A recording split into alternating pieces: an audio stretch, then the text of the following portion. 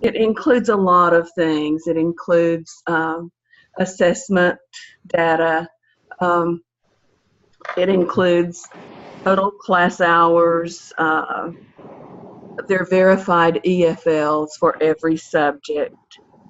It includes the length of how many instructional hours they have had since their last test, so that those post-tests are not ignored. How much activity they've had in the last 10 days, whether or not they've attended class within the last 10 days. It also notes whether or not they've had an EFL gain or post-secondary enrollment. And you have this data basically available to everybody in real time. Exactly.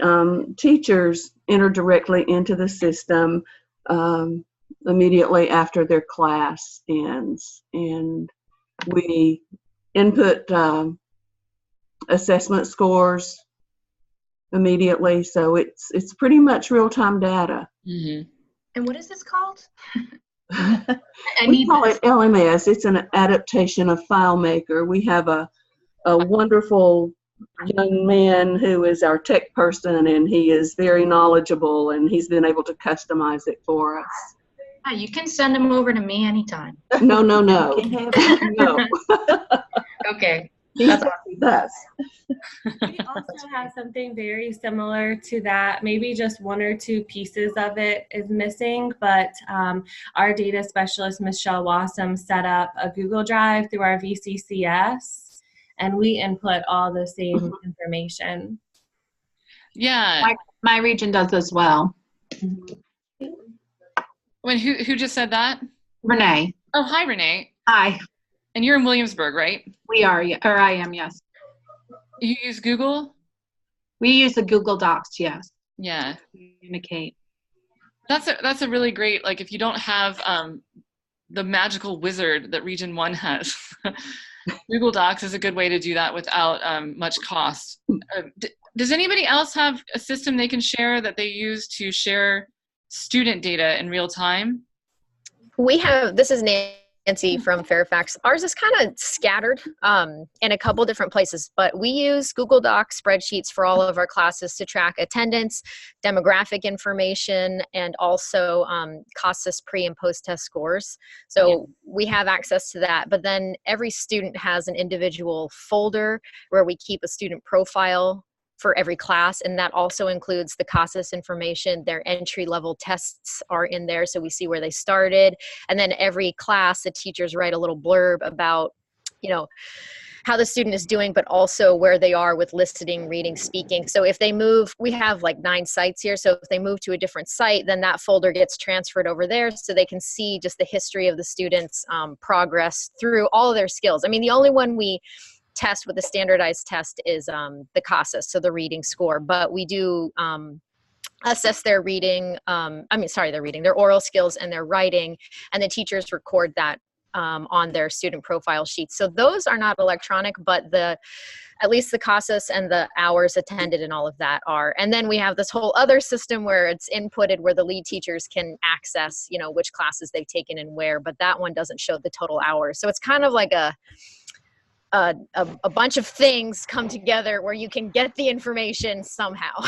Yeah, that sounds great though, especially having the little blurb about how students are doing in class. Like sometimes it's those little things that can really help target instruction at the right time or retention. Yeah, it's helpful. I mean, a lot of the time they'll write things like, this student has a job, so she leaves 30 minutes early every day, so the next teacher will know. Or, everything's going well, but she's really struggling with, writing. They really need to focus on writing. So just that kind of thing to give the next person a quick heads up so they know where to start is nice. That's perfect. And that just put me in mind of retention and a discussion I had with Jan and Jane yesterday. Jane, would you mind just sharing a little bit about your position down there? Sure. As a recruiter and retention individual in Scott County, our region is superimposed at Lee Scott Wise in Norton City, and each one of those localities has a person like myself. In Scott County, of course, I have access through our LMS system, all the attendance data, all of that data is at my fingertips. If I see a student has not been in class for 10 days for whatever reason, I phone that student, I email them, I text them, sometimes I message them on Facebook, write notes, any way I can get in touch with that student to understand why they're not attending class, if there's anything we can help them with. Lots of times it's transportation or childcare or all the other things that students have issues with.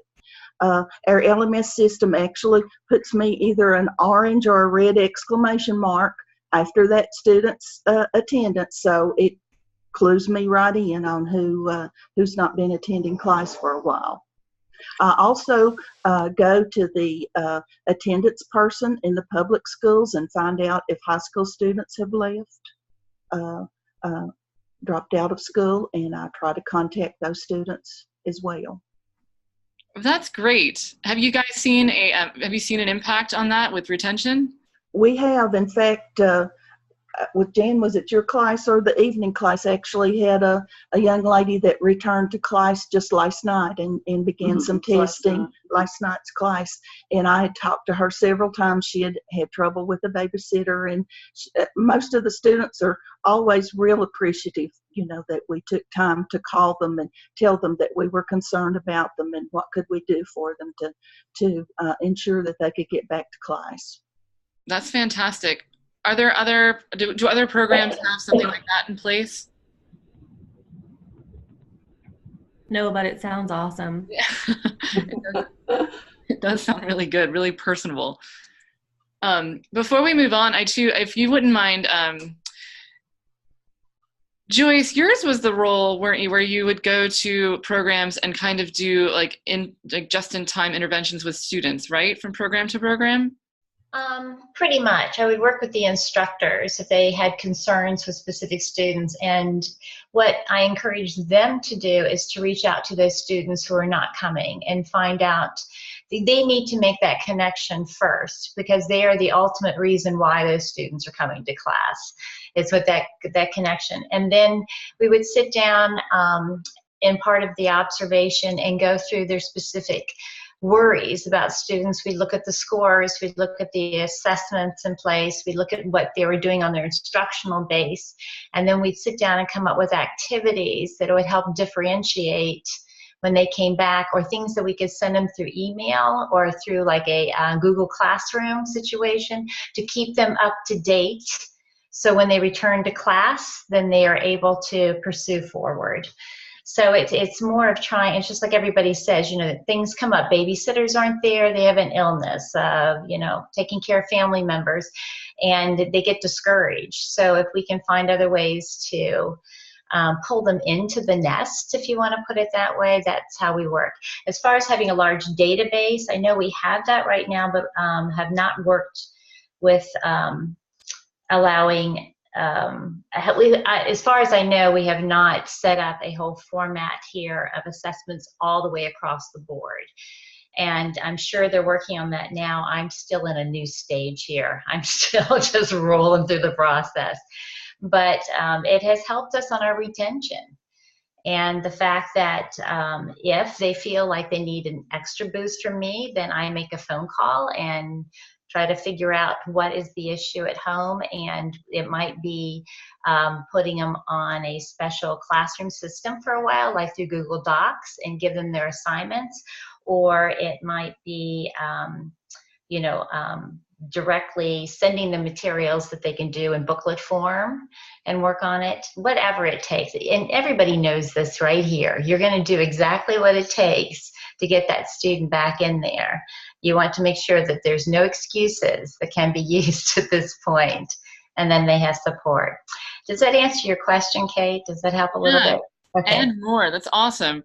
I wanted to talk a little bit about those kinds of supportive, very personal systems, like for retention and for, like I love making it easy for students to keep up, even if they can't make it.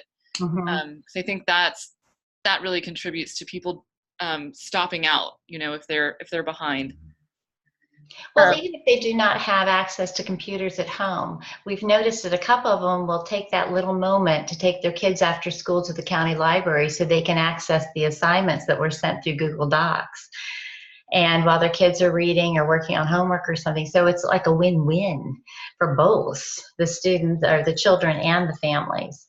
Again, it's providing the opportunity to make them feel as adults are worthwhile, and this is important for them to continue on. So we've got an awesome group of instructors. They've been a lot of fun to work with.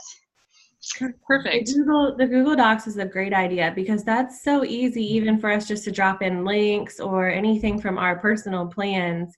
But another thing that we've found with like GED Academy, or if I send my students personal work, if they don't have a computer, which I love the library, that's twice as good, but a lot of them use their phones. Yeah, Google, I guess. Yeah, go ahead. You go ahead, Joyce. Google Classroom is another area because then you can download links for videos, and a couple of my teachers who come in from Prince William to teach in Fauquier use that as a prep. They get caught in traffic. And so their students will be sitting in the parking lot waiting for the building to be opened, and they're on 95 going, or whatever it is, 66 going. I'll be there in 10 minutes. Here's your warm-up assignment. There's an extra, surprise waiting for you if you've got it done by the time we get in class. And I thought that was very creative, and that shows how important it is for them to get there and get on time, and get it done. So that's another opportunity too. It's that classroom. And if I could ask a question, how do you share that Google Class or Google Drive link with your students? You have to actually set up a class in Google Classroom. And so when you post assignments, those assignments are sent out to everybody who's in that class. I made the mistake as when I was going around visiting their classrooms, and they were setting this up to join everybody's. So my web page or my email constantly is just full of assignments. I feel like I'm back in the classroom with every single piece of it all together. It's a lot of fun. It's a great technique to use, and they seem to appreciate it. Because again, they can go back and refer to other assignments later on. And there's no pressure to get it done. That's the thing. It's an encouragement. Exactly. That's what I want to take in, because I keep telling them, okay, well, you only get 6 hours of learning here. And you're speaking Spanish or whatever language at home, you're not really practicing. So you have to go do this. But I feel like if I were to create something like this, it's literally handing them everything and being like, now it's all you. It's a great little site to use. Yeah. And then you just put in their emails? And they will go ahead and do that with you in class, and then you can show them how it all is going to work, and you can have a little demonstration mode, and then send them an assignment right there in class that day, and let them either come on their phones or their computers, or if you have access to computer area, then they can go ahead and work on it at that point. So make sure that they're successful to start off with. We find that they're doing some interchanging of ideas, especially some of our younger ones in the early 20s. And of course, they're savvy all over the place with this, right? In fact, one of them was sitting down saying, you need to do this if you want to get on Newsela. We use some videos from the Newsela site, and we just go ahead and import it in. And so it's been very interesting. Places that are out in Madison have a little trouble with our internet, but we try to do some alternative things with them. So that's awesome. This has worked really well for this. It's again, that's connection, just that connection. And again, no pressure, but the encouragement is there. Yeah, definitely. It's helping. Thanks for sharing. That's helpful. No, you're welcome. I was excited to see all this happening. So. This is Susan.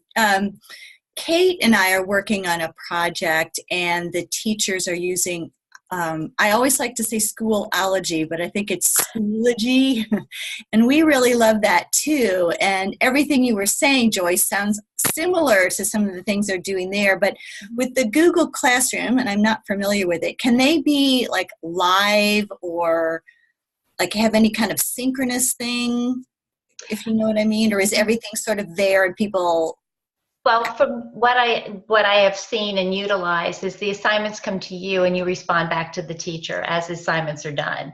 Whether it's a writing project or they might have you look at a video, let's say on women's rights, and then you will have a format to respond to whatever questions are there and to send them back in. For them to converse back and forth, that's not a possibility at this moment unless they put it in some different kind of forum afterwards. Okay, So, thanks. I'm in gonna. fact, we're working on doing a presentation possibly for the conference this summer. Yay! Yay. We should give a plug for that. Yes, I was we blown love away, and I'm an that. old lady here. So all these new ideas that are coming up, if I can get excited about this, when I know it's going to take me twice as long to learn how to access all these things, I thought, oh my gosh, this is something to put out there for everybody to grab a hold of and to bring their own ideas and to generate. So we're putting together something for the conference. So. Yay. Kate, do you mind if I give a little plug about, I don't want to take us off on a tangent. Sorry about that. No, thank you for reminding me, Joyce, because we really are trying to get some interesting and novel ideas for our summer conference, and we'll send you all the information on that. It's coming up in July. But our proposals are due. They're supposed to be due today, but I think we would give exception if someone said they wanted to put something in. We would hold a spot for you because we'd love to hear about any of these innovations. Okay, that's my plug. Good. I think they've already submitted the two that I have, but I have not talked to them recently. So we'll see what happens. If they haven't, then I'll get on them. I won't be nice about it. I'll just get on them. How's that? the conference proposal deadline's been extended to Monday at 4 o'clock. Monday at 4? Yes. Thank you, Jeff. And since phones came up, I think I really love the level of personalization and individualization, how students still feel like they're part of a group when they're communicating with the teacher and doing Google Class. Or some of the other kind of really individualized options. I did just want to, again, do a blurb for the XPRIZE apps, especially if you have students who aren't in touch that often and if the level is a right fit for those students. One thing that you might not know is Learning Upgrade. Most of the apps were designed to really focus on that beginning to intermediate student, ESOL and native speaker. And I know some programs are using CELED. Literacy Council of Northern Virginia has been using it. Talked to Xavier Munoz up there, who said it's great for students who can really text on their phones and kind of have minimal data plans. Although he also said if you've got truly literacy level learners, some of the apps that are more audio and picture based might be better. And for the GD folks, we learned this week that Learning Upgrade, which is also one of those finalists, has their GED and pre-GED math suite also on there. So if you looked and said this all looks like folks who are beginning readers, there are also some higher end on the math side. So if you are kind of looking at that, and some of them have kind of games and things built in, so they could also be something to add to the distance arsenal. And downloads are free for students through August, and then they'll have a full year to use them for free if they download them by then. And they are more Android friendly and not so much iPhone friendly, which is probably fine for most of our students. But actually, we were talking, we were surprised. I think it probably really varies by area because some of our groups were saying they had about 50-50 or even more iOS users, but a couple of those apps, I think CELED and Learning Upgrade maybe, or maybe Learning Upgrade.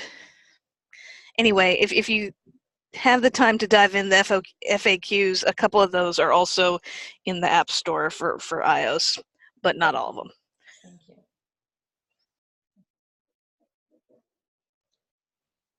So does anybody else because this is a great discussion and we're getting a lot of great ideas about different ways to customize instruction and retention efforts through distance efforts, like these Google Classrooms, I don't know if it's Schoology or Schoology.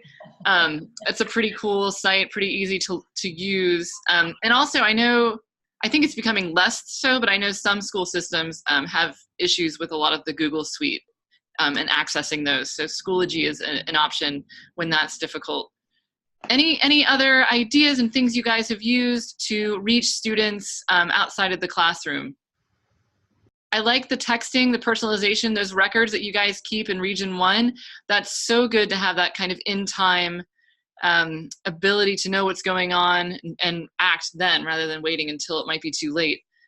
One little extra thing with this Classroom Google, what some of the instructors have done is they've put other instructors in their classroom so they can actually share assignments and materials. That's awesome.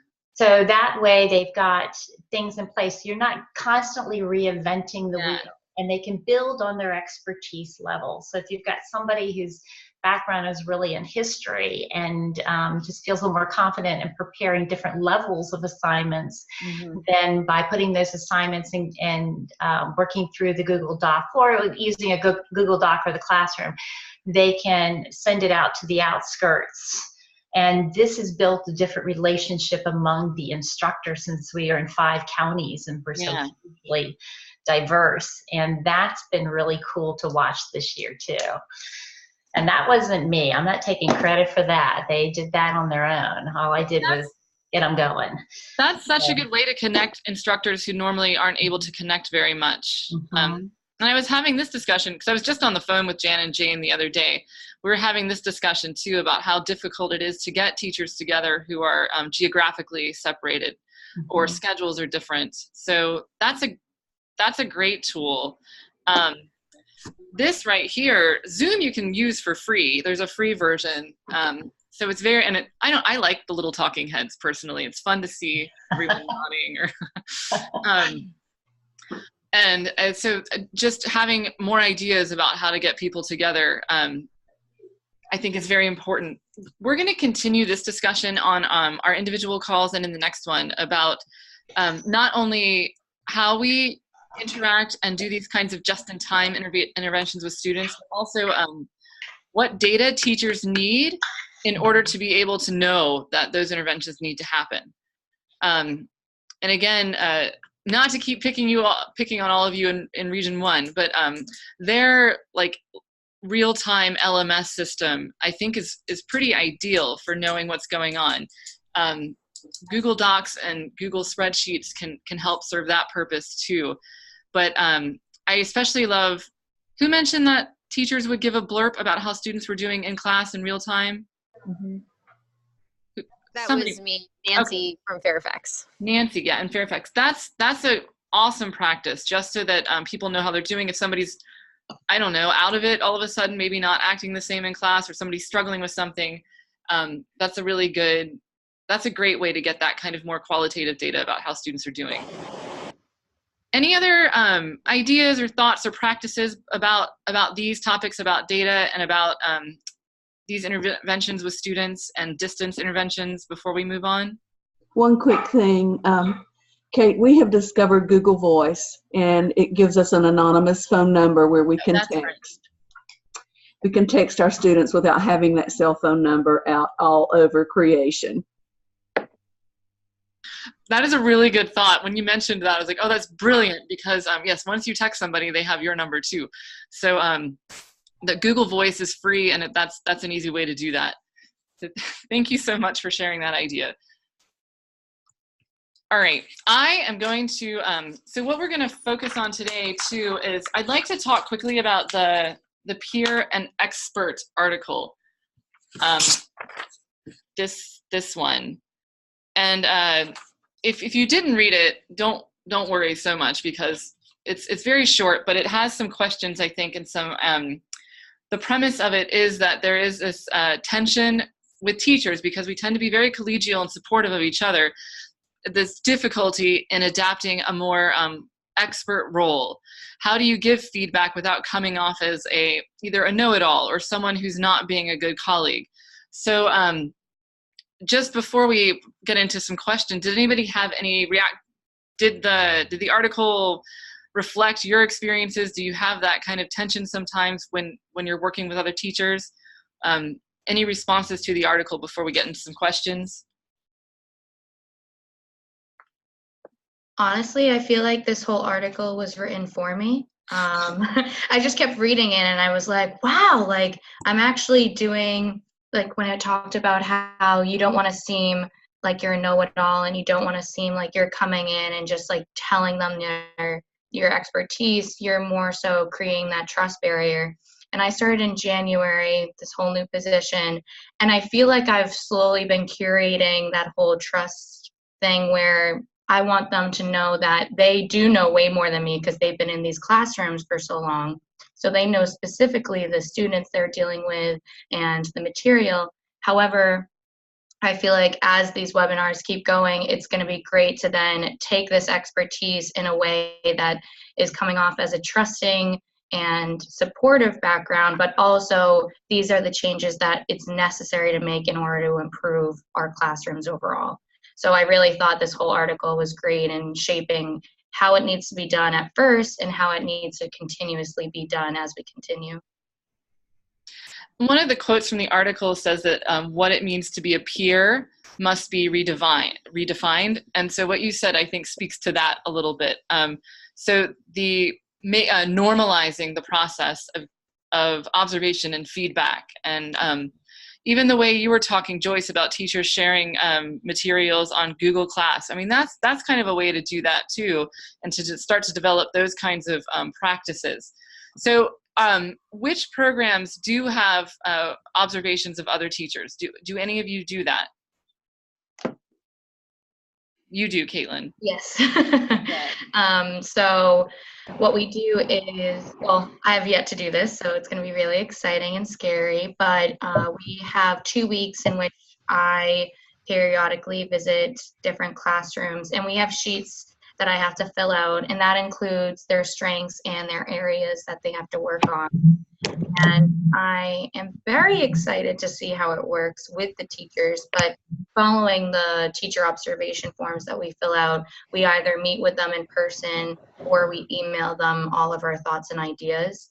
And it's going to be quite interesting to really base it on their standard-based instructions and how they're implementing those, because we have volunteer teachers.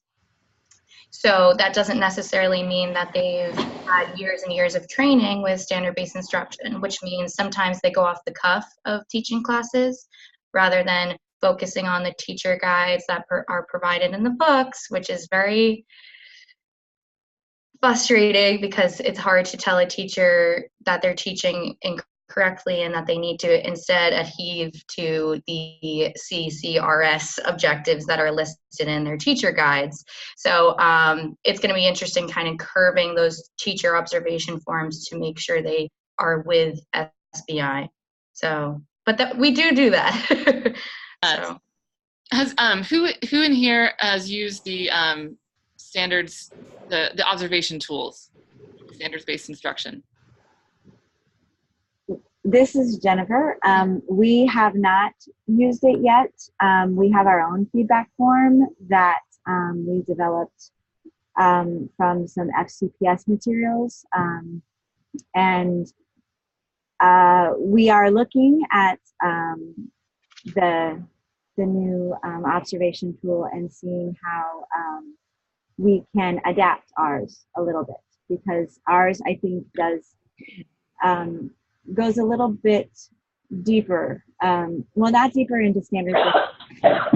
It looks more in the way the classroom is set up and how the teacher is managing the classroom, and it asks some different questions that we don't necessarily want to get rid of. So we're looking at adapting it to include some of the verbiage as well as different ways the observation tool is, or different things that they're asking.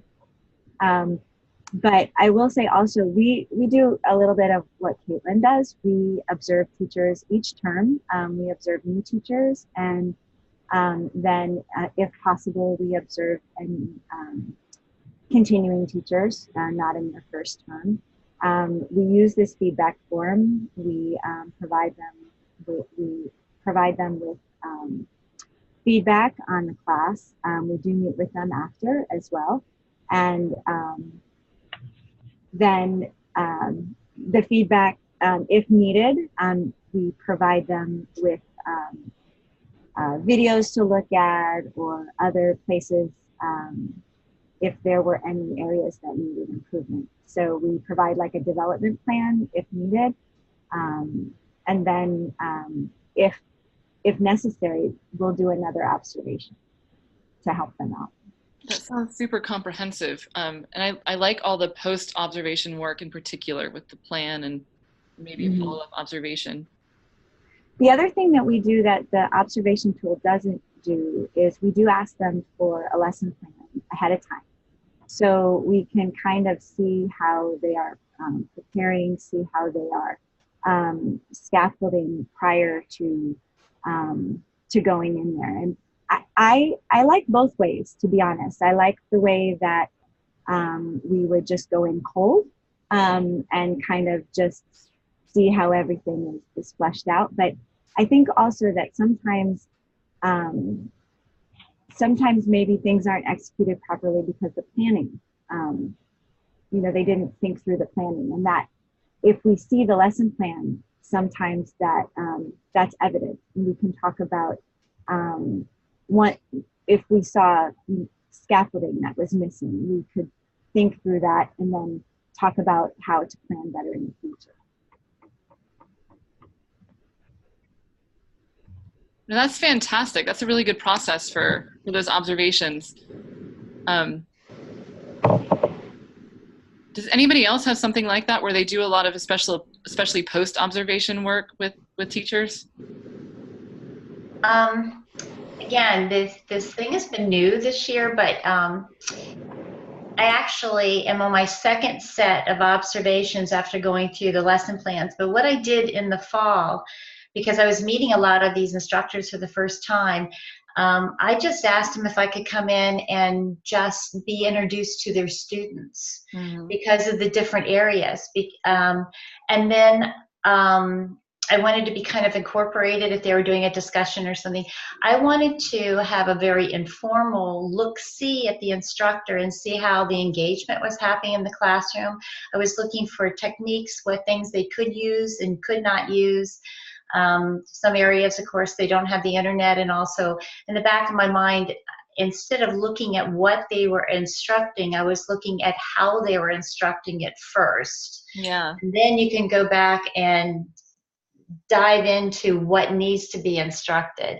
But I had to understand the process of how they met and they went forth with their students and what things they had to use. We spent some time getting maps and things like that for classrooms. So the second time around, I am looking at the states, their observation little checkpoint, and I'm taking that with me. But I spend a lot of time doing my own observation, what I see. And then I come back and convert those notes in, because the states is a checklist, which is great. It keeps me focused on where I need to go. But again, it's those initial reactions to things. Being a former classroom teacher, I hated observations. There was just no way to bring that around to a good point. But I respected the post-observation meeting the most because they brought a new set of eyes to something that I needed to hear about. And I do speak to all the instructors afterwards. I thank the students for allowing me to come. I give them some feedback. I also can figure out at this time what they might need versus what they think they don't know they need, and I can be ahead of them in providing materials and things. So I'm like a treat the next time I show up because I've got a bundle of goodies with me. That's so a nice way to open the door a little. Observation. That's a nice way to turn that around and make it a happy. Yeah. You don't want to be the one who's coming in there being critical, because Yeah. that's going to make everybody shut down. The Yes. students are nervous, the instructor is nervous, and it's a no-win situation. So No, you're definitely right there. yeah. Tracy, you said that you do observations and you've used the SBI observation tools. Could you speak just a little bit to how those are working for you? Yeah, sure. They're working great for us. I use them more with our experienced teachers, our veteran teachers versus our brand new teachers, because I feel like our new to adult education teachers just need to get settled in the classroom and get used to the process and what they're teaching. But when I've used it with our veteran teachers, it's very complete and thorough. It does take a lot of time, but it gives you a good picture of what's going on. Yeah. Good. Thank you. Mm-hmm. Hey, Kate. Yep. Since we're talking a little bit about the observation tool, the SBI observation tool, there's a couple of things that I'd like to add. One is that when I talk to teachers and program administrators about the observation tool, one of the things that I get is that there's a lot of misunderstandings around it and some misconceptions around it. The SBI observation tool is specifically not an evaluation tool. It's not an administrative evaluation tool. And I really discourage programs from trying to use it as such. It designates that it's a professional development tool.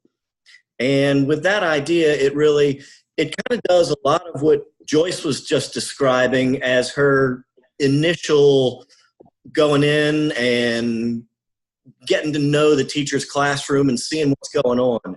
It's a lot about the how of what's going on in instruction, a lot about, what kind of engagement are we facilitating in our classrooms. If you look at it, it really is looking for socially interactive things as opposed to what specific content is being taught. My recommendation around the SBI observation tool is really have teachers use the observation tool to go and look at other teachers.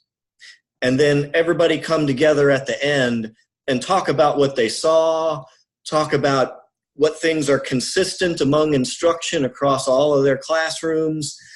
Think about, are there any gaps in what they're doing across all of their classrooms? And then think about, okay, based on that, as a set of teachers, what are our professional development needs in relation to what we've seen from the observation tool? That's a great idea, Jeffrey, especially to kind of give more structure to peer-to-peer observation. Yeah. All right, we're going to continue this discussion, but real quick, we're going to try something because time is going by quite quickly this morning. We're going to do another links protocol and then come back and talk about how, and this will lead into more talk about observations. This is called the feedback nightmare protocol. And what they asked us to do, and we found it very useful, was to think about a time when you received feedback either from someone who was observing you as an instructor, or the one that came to me first was from a student long ago. Something that really just got you, basically crippled you so that it was not going to be constructive. It was something that was just really hard to take. Maybe mine did end up being constructive eventually, but just think about that incident, like what went wrong? What was said to you? What happened? And then how could it have been turned around? How could that exact criticism have been turned around to be something that was useful to you in the moment? And just to share, to get us all started, the first thing that came to me was one of my very first student evaluations. I was teaching freshman English. Back in Northern area. This is like a geologic age ago, but it still sticks with me. The bad ones are always easier to remember, the bad evaluations. And I had a student tell me that I was insensitive to English learners. And this was in an English composition class. And I took it really, really personally because I felt like it was an attack on character. And not only that, I thought, oh my God, I've totally alienated this woman and she feels put out because she's an English learner, which I did not know. And I felt terrible about it. So to the point, like it was really hard to address it. But it did eventually change how I made sure that I asked about those questions and put it out there that, and this wasn't a class for English learners. It was a class, it was just English composition, like a 101.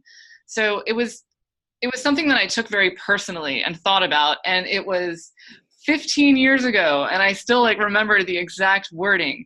So one way that we could have done that was to actually talk, to have a discussion about what was actually going on, and I didn't provide the mechanism for that.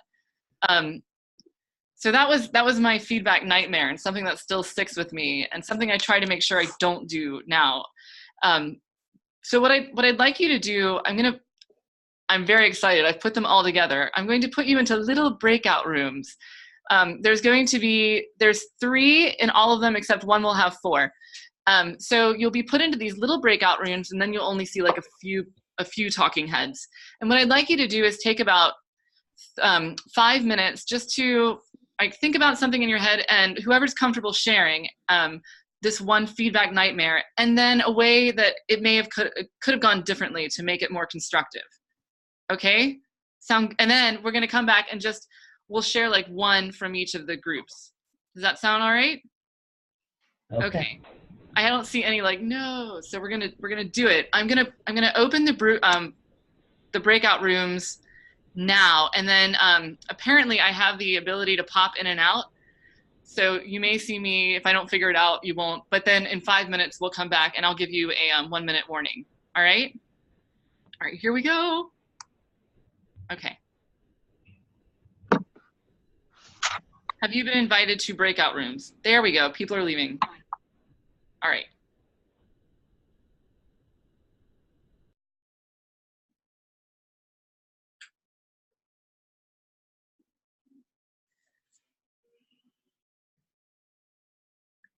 Ah, good, good, good.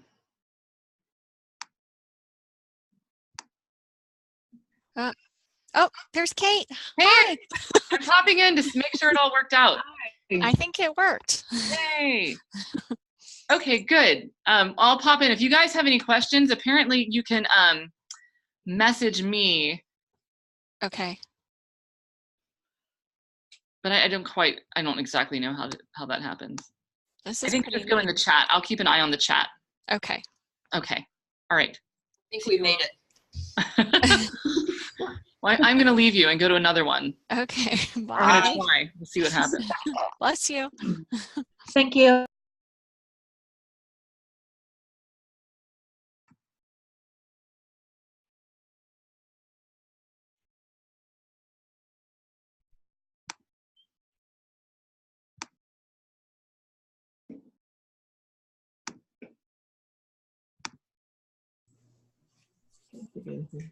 Hey, Kate. Hey, I'm just making sure it all worked. Works. Tell me a little bit more about what we're doing here in the breakout room. You're talking about a feedback nightmare, a time when you've got feedback from either a teacher, not like either someone observing you or a student that that was really hard to handle.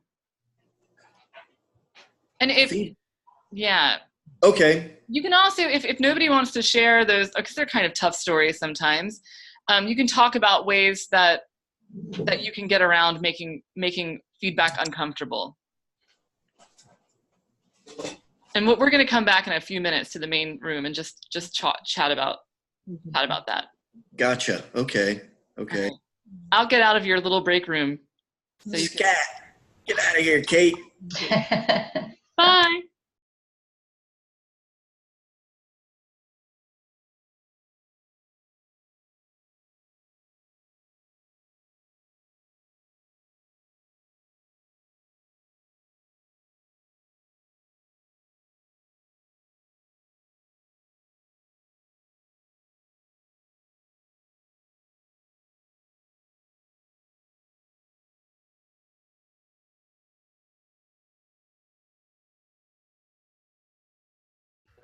But I also was teaching the jail class at the time, so I thought maybe that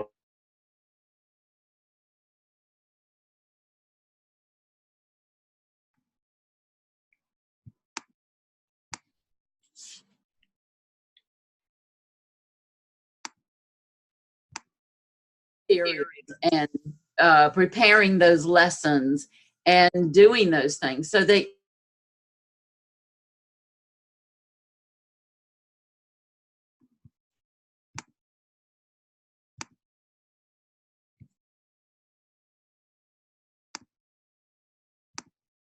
I thought was a great piece. But I sat in her class and it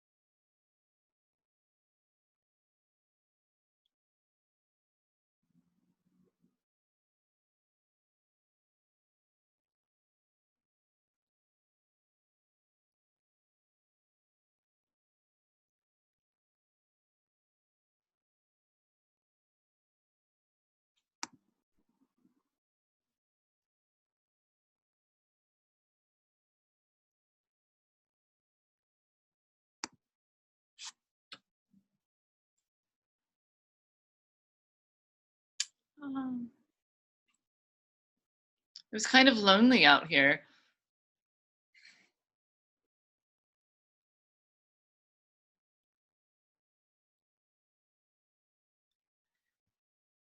Can you hear me?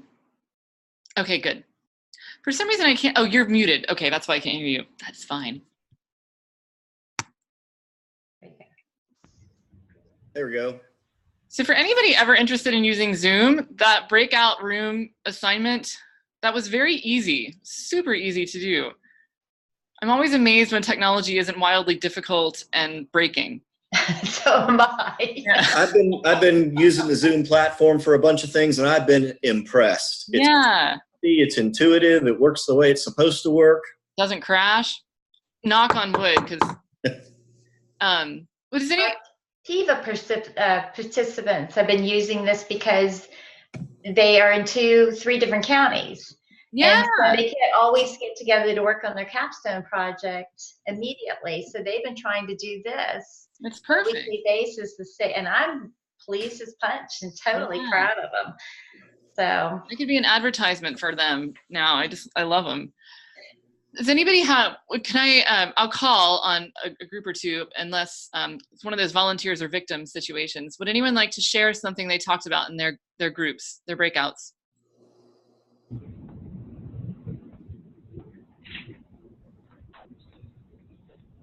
I can share. Awesome. Thank you, Nadera. No problem. We discussed what ultimately came down to time. That in some of our discussions, whether it was an observation that we have had or an observation that we actually did, when we talked to the teacher, our teachers, for the most part in Danville, are part-time. So when we would suggest something or whatever, get back, well, when am I going to have time to do that? Because our teachers aren't necessarily paid, for hours and hours worth of planning. So that becomes an issue when, they don't necessarily have the time to implement. They come in, they teach, and they leave. So that is a big reality of our field. Mm-hmm. Yep, that was our discussion. Did you come up with any ways to maybe, are there any ways that maybe that could, like, not solutions to that necessarily, but ways to help the time issue? Right. Well, as far as our region, because is that we do need to have that discussion with our people in charge of our money. We do have, when Hillary comes and we have planning days and workshops and all that, and those things are great. But when we do have those days, we tend to spend our time, looking at the data instead of trying out new things, if that makes sense. We spend time on looking at what has happened or what we're doing instead of refreshing what we're doing. Does that make sense? Sorry, I was talking and I was muted. That makes a lot of sense, but it's super important, I think, to do what you're doing, to take the time to look at what's working, what maybe isn't working as well as it could, what's happening right now. Because I think very often we want to just go into the new thing without figuring out more first and reflecting what you guys are doing, how it's actually happening right now in our programs, and what can be done to integrate more of these new refreshing, as you said, like refreshing bits for practice. I will say we knew we didn't quite have the positive spin on it, and we didn't want to come back to the whole group like that. One thing I didn't have time to mention in the small group, but the PLCs that Hillary introduced to us one year, we did those for a whole year. I led the ones for our ESL instructors, and it almost gave us like the time to discuss some of those fresh ideas that we're doing in the classrooms and really have time to digest it, and that was nice, and it was ongoing. That's awesome. Yeah, I think those are like PLCs. If you can do those, I think you've got it made. Talk about peer-to-peer feedback. I just got a message that my internet connection is unstable. So if I disappear, keep going, but I should come back. Hillary, you might have gotten the same message. I don't know, since we're on the same internet. Any other tidbits from the breakout groups? I'll share mine. Mine's a funny story, actually. I was being observed. I was teaching 8th grade English at the time. Was being observed by an assistant principal, and she was, had the reputation, hard nosed, right by the rules, right by the book. And so I don't remember what question I asked that day, but I had one of the biggest troublemakers in the whole school in my class. And I asked the question. It was some deep literary question, I'm sure. But his hand goes up. Oh, I know, Ms. Reynolds. And so I thought to myself, wow, I'm going to really look good in front of this assistant principal if I call on him and he gives me a sensible answer. And so I said, what is it, Chris?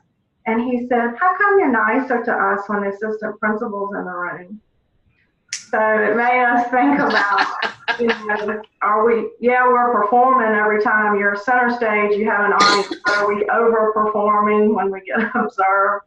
And she asked me that. She was, good spirit about it. And she said, are you actually nicer when I'm in there? And I said, I don't know. I guess I am. I think that's human nature. I think that's natural. And I think that's something that comes when it's not something that's done regularly, Yeah. Being observed is really, it's nerve-wracking. It's stressful, anxious situation. So if you do it more often, if you're able to, then it becomes less so. That's we're always putting on a show that way. That was a good one. Thank you, Tamara. Any other comments or sharings? There was, so we have, this was not, I didn't ask you to read this one for this, but I was recently given a resource by Susan Finn Miller called The Feedback Fallacy. And it's now in the session 2 materials. Did anyone get a chance to read it or look over it? Somebody said they had, and it's got a lot of amazing, really good how-tos for feedback. I found it very interesting. It's Renee. I found it very interesting about how our neurons work and how you're going to guide yourself to strengths that you have. Mm-hmm. Yeah, that was very. I thought it was a great article. There was a lot in there that I thought was really, really useful.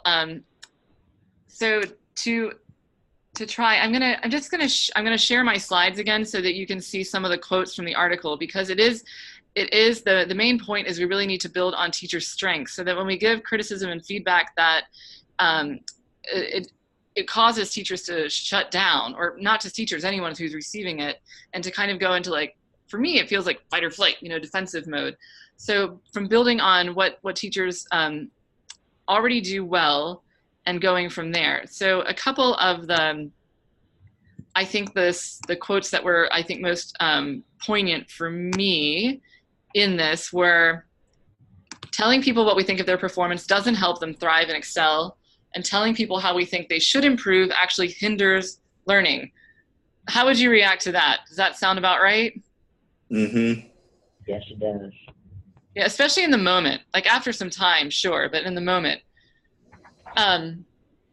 Getting attention to our strengths from others catalyzes learning, whereas attention to our weaknesses smothers it. I think paying attention to weaknesses in an evaluation or an observation scenario really puts, it creates a hierarchical structure in that interaction that's not really conducive to a lot of learning. And then I know you can read all this, but I'm just gonna, just for all of us to get it together, I'm just gonna go through this last one really quickly. Learning rests on our grasp of what we're doing well, not on what we're doing poorly, and certainly not on someone else's sense of what we're doing poorly.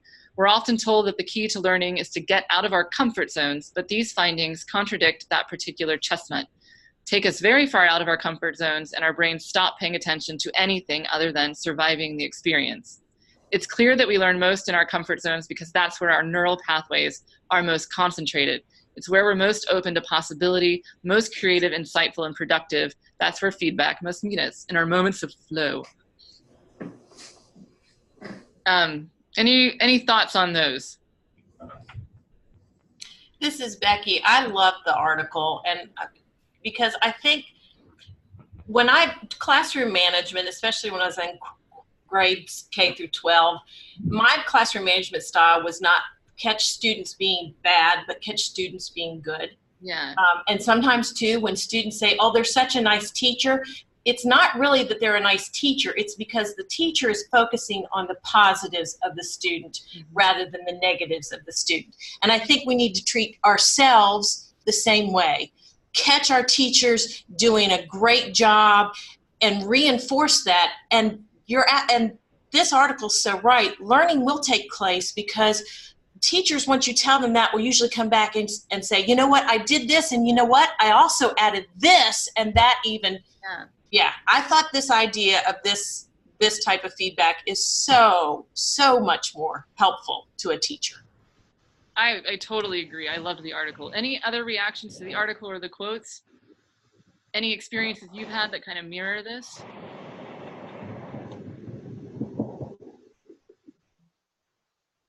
There was one table in the article that's kind of a very helpful. When someone gives you like exact wording, it feels like a nice nugget.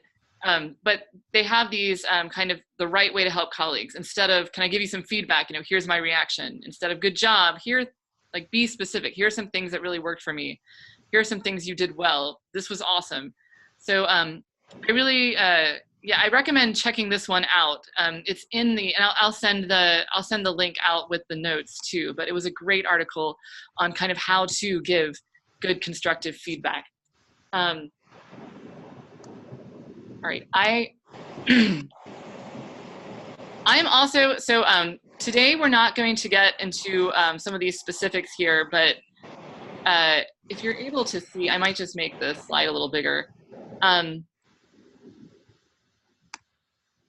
In the link sessions that I've been going to kind of help with the structure of these sessions, they provided some tips for giving feedback, but then also tips for receiving feedback, especially if it's not given well. And so we have those, and I'll send those out for you, but these are some, I think they're good. They're kind of general, but they're good tips about just the whole process of giving and receiving feedback when we do observations. And I think it's a good thing if teachers are able to work together to work on with them as well, or at least make them aware of. I need to do this with you all. So before I drastically change the subject, does anybody have any final comments on these observation, on getting feedback and receiving feedback? Okay, so what we're going to talk about in the next session is really about developing subject matter expertise, what that means, and how we can help and position other teachers to be subject matter experts, specifically for standards-based instruction. And that will incorporate some of what we've talked about with the observation process and the observation protocol and giving and receiving feedback with each other. So that's what's coming next. And in the meantime, I'll reach out to all of you, and I can talk to groups rather than individual peoples if you're working in a group, to do calls to get more information and more feedback about what specific programs are doing as far as feedback monitoring and subject matter expertise. So that will be coming out on Monday. What Heidi asked me to do as part of this session is to quickly pop into the Virginia Wizard. And is anyone using the Virginia Wizard in their program? I'm Renee. I used it 4 years ago when I was teaching, and then I took a 4-year break. So I haven't used it this year, but in the past I've used Virginia Wizard.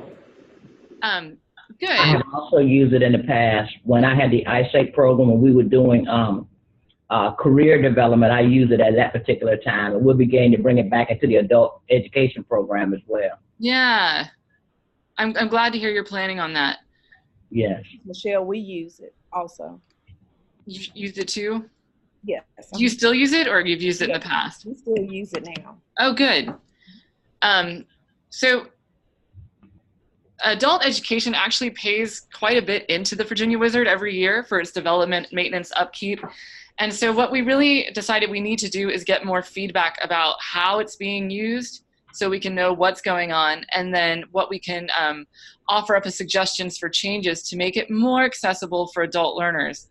If anyone's gone through this, it's an interesting tool, but it does require a pretty high literacy level and usually facilitation. So it's kind of a difficult thing for students to go in and just do by themselves, and then to make sense of it, and then actually follow up on the learning plans and training recommendations that they give. So along with the notes, you're going to get this flyer, and here, this is a picture of the flyer, just about how to work for it. And there's going to be a webinar on the Virginia Wizard on April 25th, the Thursday at 2 p.m. So we'll be sending out an announcement for that, but we're also going to be sending out an announcement, a survey, to find out more about how people are using it and what we can do to adapt it to make it better for programs and more useful for students. So it is an interesting tool. You can take this assessment based on your likes, like what you like to do, and you answer all these questions. You know, I do or do not like to build cabinets, and it turns out I don't. But then after you answer about 60 of these questions, it gives you kind of a list of careers where you might fit the best.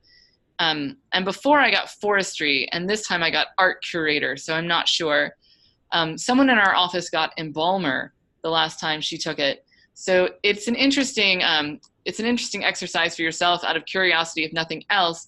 But when you go in, if you go into the careers or workforce tabs, you'll find these 6 tools. They're the blue boxes right in the middle, with assessments, and then how to build skills, preparation. So what kinds of what kinds of training you would need. And the one nice thing that's really, the one good thing about the reports that students will get on this is that the training that is needed is given to students in time needed to compete. So if you're looking for only 2-year options, then you'll get that. If you're looking for 4-year options, you'll get that too. So there's a lot of really good information on there. There we go, stop share. You've probably seen me fudging around. It's just finding the stop share button is actually quite difficult for me, at least. Other people would probably be easy for. But so that with the Virginia Wizard is coming along. So I needed to put that announcement there and save some time to talk about that. Our next meeting is May 17th at 10 a.m. And on Monday, you'll get an email from me asking for a time to talk, but you'll also get the meeting notes. I really recommend taking a look at that Harvard Review article for those of you that didn't get it, because I only posted it earlier in the week. So it hasn't been there that long, but it's really full of a lot of good information, not just how-tos, but why certain kinds of feedback work well and why certain kinds don't work as well. So in our calls, we'll talk more about your situations, your teaching programs, and how structures for teacher empowerment through observation and what kinds of decision-making powers they need to have and what kinds of data access they need to do their jobs better. So that's going to be topic of conversation. It's also something we're putting together as a list of suggestions for our very final session to give to folks at the state office to help develop more teacher leadership. And just as a reminder of why we're doing all of this is there are so many initiatives out there right now, including standards-based instruction, IET, and then a lot of monitoring lately too, not to mention the new grant cycle is coming up next year. So program managers and those in leadership positions are, hands are full with a lot of initiatives. So we're really working to empower more teachers to be able to make more decisions at the local level. So hopefully this is kind of a first step in that direction. Any final comments before we say so long and see you next month? Can I just bring up one thing on our first discussion about the peer and expert? Because at the discussion time, it's Renee, I'm sorry. Yeah, at the discussion time, it seemed to go off in one direction, and what I was thinking didn't really pertain to that. But then when I looked back down at our agenda, in your quote of formal instruction must be in place in schools to allow broader base of teachers to lead professional development, it was like, bingo, this was it. So I went to a professional development that Newport News put on, and you showed up and there was absolutely nothing to sign up for. And teachers were to take stickies and to write down 2 or 3 things that they felt they were an expert in, and then take other colored stickies and to put 2 or 3 things that you would want to learn. And before you broke out into your breakout sessions, the people who felt like they were experts or knew about it you just met in classrooms and you had discussions, and from that, somebody became the expert. And it was a very comfortable setting because you were with your peers, and it was just an interesting format of doing a professional development and allowing teachers who were leaders in their whatever one little aspect of teaching it might have been, to really shine and gain that leadership role. So I thought it was just interesting. Yeah, that sounds very much like the unconference model. Yeah, I think it was called Ed Camp, but I could be wrong. I love that. Yeah. I think I would get in trouble if I went out and did that myself. But I think I learned more from that conference than any other conference I've gone to tell you the truth. That's fantastic. Yeah. That's such a good idea. I'm so glad you interjected and shared that before we left. Yeah. Any other comments before we go? I just want to say thank you, and you all have given me, even in that little bubble break-off room, I got so many great ideas, and I'm going to go type it all away. So I really, every time we have this webinar, I learn so much from all of you. So I really appreciate it. Oh, that's awesome. I'm glad that's working, Caitlin. Yeah, no, it is. It really is. Yeah, I was going to say something similar earlier. Like the whole time I'm just writing down different ideas. And so it's awesome to get ideas from other people in the field. Yeah, I don't think we get enough time to share or have one of those like ed camps like Renee talked about. Mm-hmm. So now we can share in little rooms. Well, thank you all so very much. This was really great. I didn't get to do half the things on the agenda, and that's awesome because that means we had really good discussion. So I'll be following up with all of you. I really appreciate your participation. Thanks so much, and have a wonderful weekend. You too. All right. I'll talk to you all soon. Bye-bye. Bye-bye. Bye, Kate. Bye. Thank you. Thank you. Bye. Finally seeing one of you in Region 19.